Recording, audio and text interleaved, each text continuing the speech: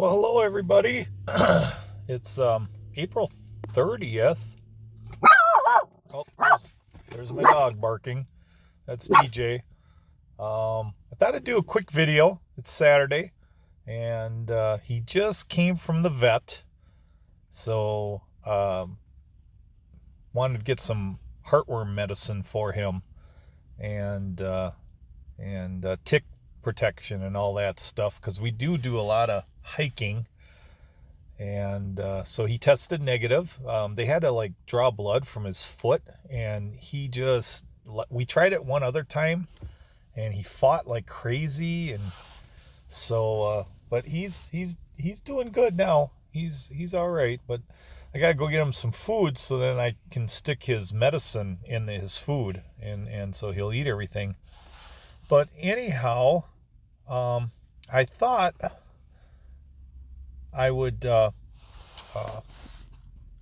share this post with you all.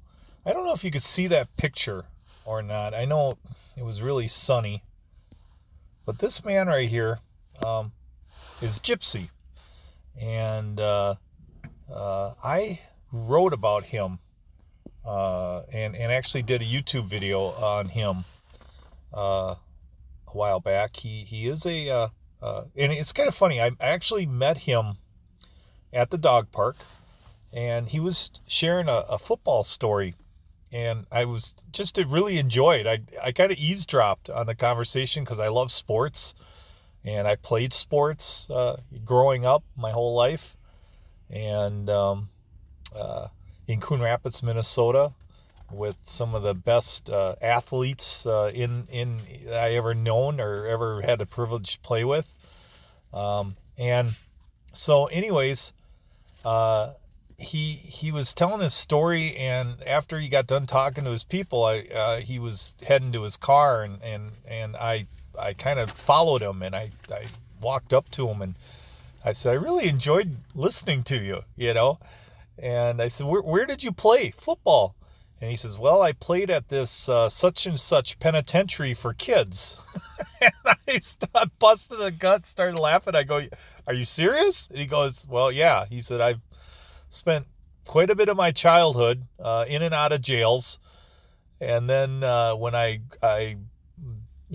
grew up, I was a professional thief. Did that for like 10 years. And then I had a list of rules that kept me from getting caught, but one time I broke one of my own rules, and I got busted, and I wound up spending 2 years of my life in the Waupun Correctional Facility, Waupun, Wisconsin. Waupun in Wisconsin is known as Prison City in Wisconsin because it has a regular jail, and I think it also has a county jail and a regular jail. It has like 2 jails over there. And so anyhow, after he got out, he was telling me his story. He committed a couple more crimes, but then he realized he was never going to survive another trip back to jail. So and he had an epiphany moment. Because I asked him, I said, what was that moment that finally made you decide to turn your life around? Because he went on to become a general manager of a real famous business in Milwaukee. And he did that for the rest of his life until he retired. 20 years he worked there, and he was like the boss of everybody. So he went from being a convict at the Waupun Correctional Institute to going to be a general manager, in a pretty short period of time. He did this. He accomplished his feat, and he gave up on he didn't do any more stealing anymore. But anyways, I bumped into him again, and I've always wanted to know that moment. He calls it his epiphany, and I love it. I love that word, epiphany. And because I wanted to know the moment that he said that he decided to change his life around. I wanted to hear that story. And so this is what that post is about.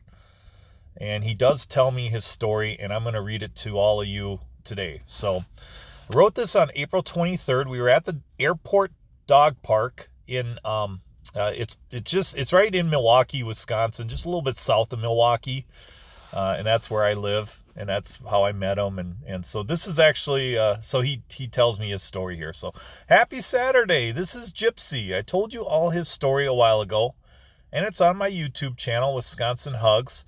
He is a reformed hustler and convict and has the best stories about his life. He told me even though he was a thief, he was too honest to be a politician. He shared his wisdom, and I can't tell you how much I enjoy listening to his stories. His moment of epiphany didn't happen in prison. He survived on his wits and being funny. He knew he wouldn't survive if he ever went back. It happened when he got out. He committed 2 more crimes because he was low on funds. One was an insurance fraud where a bar owner put together a drawing and then staged his own theft to scam the winners and collect on the insurance. He told me the story because the bar owner is dead. And that's kind of funny when they did stage, well, not funny that he committed that crime, but when they did stage that crime, the bar owner's like, okay, just hit me one time. And Gypsy actually really didn't even like the guy. So he popped him 3 times as hard as he could and really nailed the guy, and as hard as he could. And the guy was like, what'd you do that for? He goes, well, I had to make it look real, But so anyways, he goes, he told me the story because the bar owner is dead. I asked him if he got a laugh from Smollett. And he did, actually. He thought, yeah, he knew right away when he heard the story, Smollett. He was like, oh, that's a hoax, He goes, his reply was, he's an actor, not a hustler. He's worth millions. There's no way he can't afford someone to get him a sandwich at that hour past midnight or whatever. So he said he knew right away the story didn't add up. And but one day, Gypsy got on the public bus in Milwaukee and sat in the back because he was cool, and that's where the cool people sat. And he saw a young man jump on. He sat next to another guy, and Gypsy listened to them talk. Apparently, they both worked on a machine for the same company, and the one guy was bragging about his production numbers that day, and the other guy was impressed and told him he was going to try to beat that number tomorrow. Gypsy said he started crying in the back of the bus the moment he heard that. He realized he was handicapped. That's his words. He realized at that moment there would never be enough accumulation of stolen money or getting pussy that was ever going to make him happy. Those 2 guys were happy. They didn't need to steal anything. And he realized he wasn't cool like he thought. And he said he wanted to turn his life around and make his parents proud before they died while making his kids proud as well. And that's what he did. He got a job where those young men worked, rose through the ranks, and eventually became their boss. He became a beloved boss, friend, father, and an upstanding community leader. He has such a way with words. He says, he even gives me dating advice. He says, when you meet that special lady, let her know she's the world and you just want to be a small part of it. And he is so nice. That's not even his dog he takes to the doggy park every day. The dog belongs to his neighbor that can't take the dog there themselves. So he wanted the dog to be able to get out and run and not be stuck in a house all day. Yeah, he is a good soul. And by the way, his story is one of my most popular vids on YouTube. So have a great day, everybody. So that is Gypsy, and truly inspirational person. And he's one of those guys that is just living proof that, you can turn your life around at any point when you decide to put your mind to it. And I am definitely just thrilled to know him and call him a friend. And I always look forward to seeing him when he's at the dog park. I just love that guy.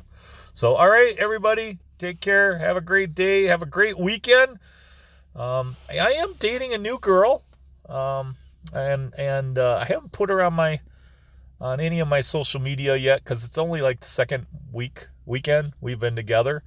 But that relationship's going very well. She's like 11 years younger than me, so that's interesting. I've never dated anyone younger than me, but it's kind of funny because she doesn't know too much about the music that that I grew up on, because we were 11 years apart. And so, like last weekend, she was introduced to Pat Benatar, so that was kind of fun, and so tonight I'm gonna take her to see a cover band in over there in Kenosha. We're gonna go to the Brat Stop, and there's a Tom Petty cover band, and she was like, I've heard of Tom Petty. I don't really know any of his songs. And she goes, and so I was explaining to her Jerry Maguire, and I said, remember that scene in Jerry Maguire? Because she knew the movie Jerry Maguire. Like, she's a crier, and she cries. She cried probably at that scene. You had me at hello. She's probably she probably cried her eyes out. She is a crier. Maybe I'll tell this story sometime, but I was telling her a little bit about my mom when some of the things I said during my eulogy, and she started crying on our date, So I kind of tease her about being a crier. I've never dated a crier before, and she says, oh, my kids tease me all the time. Any time one of those sad puppy movies comes on, puppy commercials come on where the puppies are abused, I start crying. She goes, my kids are like, oh, there goes mom crying again. But so anyways, I told her that, Tom Jerry Maguire, Tom Cruise flipping through the radio channels, and he winds up seeing Free Falling. He stops on the song Free Falling. I'm free falling, and so and that's a Tom Petty song. So she's like, oh, okay, and then I showed her the video of Don't Come Around Here No More, because that is such an awesome video where he does the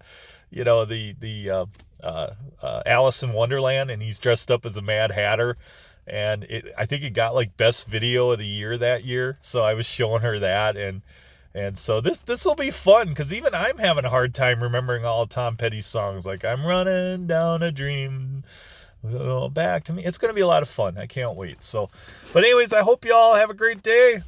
Peace. I'm out of here. Just, keep loving everyone, and enjoy, enjoy life, All right. Peace. Bye.